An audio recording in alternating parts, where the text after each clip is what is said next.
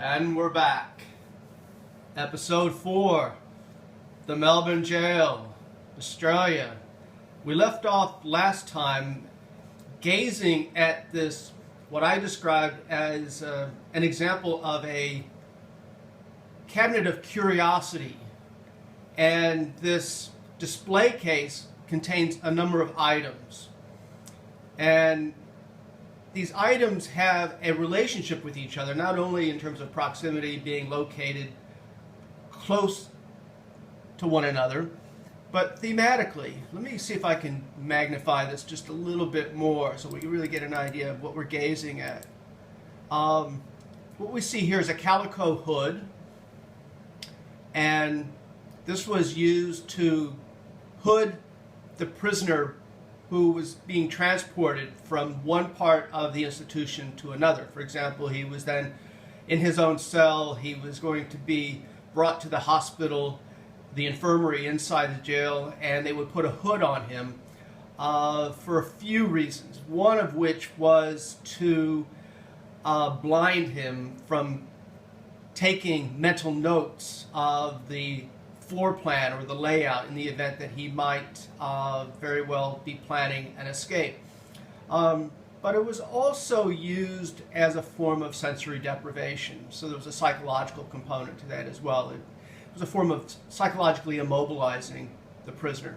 And what we see here is an item that we have explored elsewhere, particularly in London, at the London Clink, which is the brank. And the brank is a metal device placed over the head of the lawbreaker. Now, I'm calling into question why this brank is next to the calico hood, because the brank is used as a public spectacle. That would be used out in a town square, for example. It would not be used in a prison, because the prison was not a public spectacle. It was much more of a concealed form of punishment. So, just a little observation on my part. And what we see are these other items. These are shackles, and these are also batons being used against prisoners and so on and so forth. But this is a curious item here, and you're probably going to wonder, are we going to look at that item and a description? Well, let's see. Maybe we should build a little bit of suspense. Okay, let's do it. Let's take a look. All right, let me just... And there you go. These are leather gloves. These are like a catcher's mitt. If you had two catcher's mitts that could be secured to the hands of a prisoner, it would look like that. And maybe there's a little brief description here. The device was secured to the prisoner's hands in order to prevent self-abuse. And there might be people in the audience saying to themselves, you know, that really is cruel and unusual to prevent self-abuse. I'm going to limit my commentary to that so that we can move on. Now, this panel here is almost a meta-narrative. To repeat from previous episodes, prison museums are storytelling institutions. And here we see an example of how bad women make good news. So what the curators are doing within their own storytelling space is that they are examining the media as a storytelling institution. And they are offering a critique of how women make good news. Bad women make good news. And they're pointing to the phenomenon of sensationalism and how often women who step out of their traditional role of law-abiding, polite, obedient, and so on and so forth, and become wayward, where they cross that line into criminal activity. They have defied their traditional role. They have defied their traditional standing. And now they are fair game.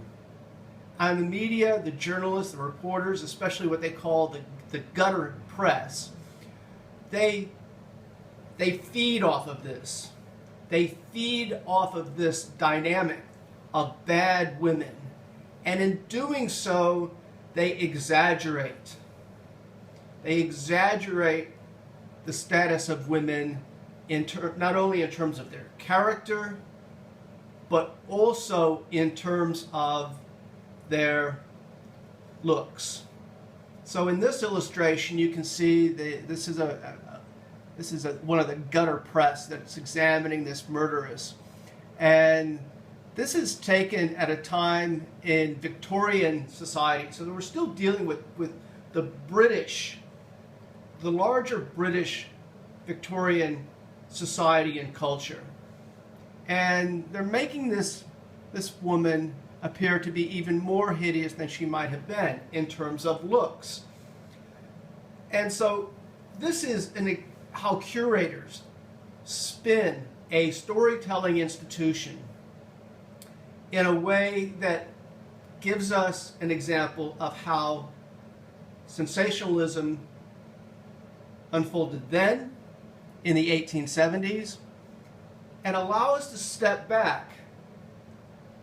Is this how women, bad women, are treated in the news today?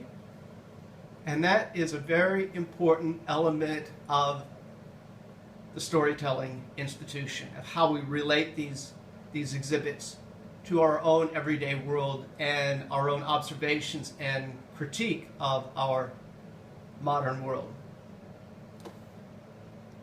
Let's move on.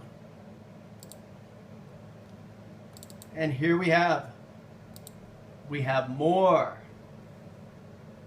exhibits.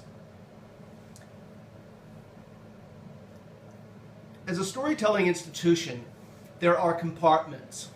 So this octagonal staircase that we talked about before allows visitors to experience space. This is a phenomenon of museum studies, which is that going to a museum is a phenomenon of mind on legs, locomotion. Visitors tend to follow their own itinerary. They tend to walk back and forth from one area of the exhibit or gallery to another, whatever might interest them. It's not heavily navigated by the curators. They put that stuff out there, and then visitors find what they want to gaze at, and they go about their own experience. It's extremely subjective. It's extremely liberating to go into a museum or a gallery and to kind of pick one item or another, one exhibit or another on your own. The autonomy, and that adds to the prison experience. I'm sorry, let me rephrase that. The prison museum experience, not the prison experience. It is how these visitors, as penal tourists, are absorbing, gazing at these items. So I'm foreshadowing. So what we see on the upper deck is the lashing triangle, where the prisoners would be secured, their wrists would be at the top of the frame, and at the bottom of the frame, their ankles, and then the flogger would just go to town, immobilizing the prisoner, and oftentimes this was placed out in the yard, where there was enough room to swing a cat. We've talked about that. And now we have the scaffold. I am foreshadowing in the storytelling manner. We have the scaffold. This is a very important part of the tour.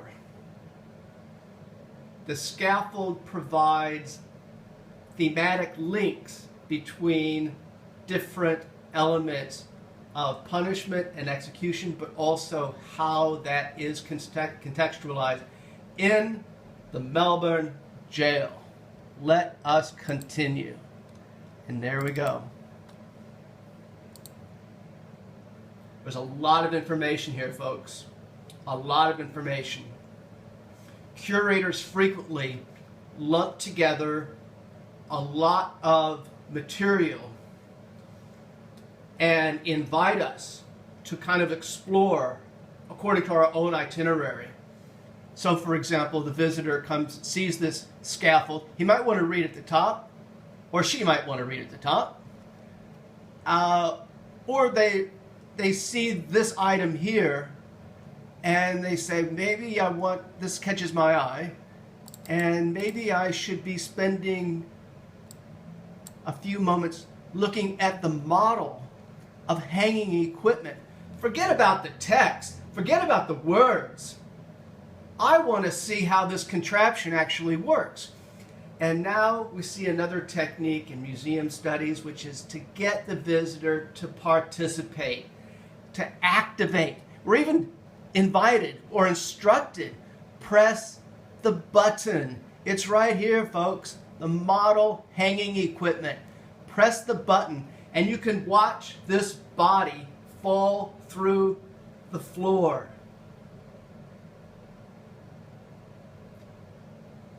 Forget the text. I see this movie poster. Mick Jagger, the rock star, all the way from England? What is he doing in Australia?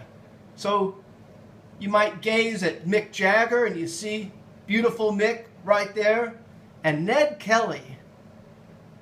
In Australia, Ned Kelly is a household name. For visitors from afar, they may not realize the cultural significance of Ned Kelly. And I am foreshadowing, I got to go to my kitchen and I got to get a cup of coffee.